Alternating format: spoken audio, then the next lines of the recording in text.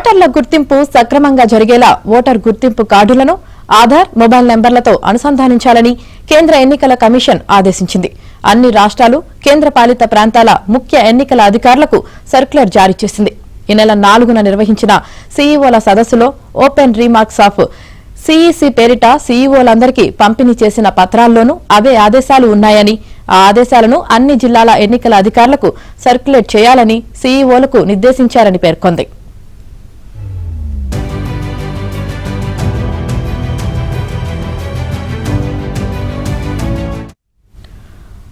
ఓటర్ల గుర్తింపు సక్రమంగా ఉండేందుకు ఓటర్ కార్డుతో ఆధార్ మొబైల్ నెంబర్లను అనుసంధానించే అన్ని ప్రయత్నాలు చేయాలని సీఈసీ జ్ఞానేష్ కుమార్ ఆ ఉత్తర్వుల్లో స్పష్టం చేశారు.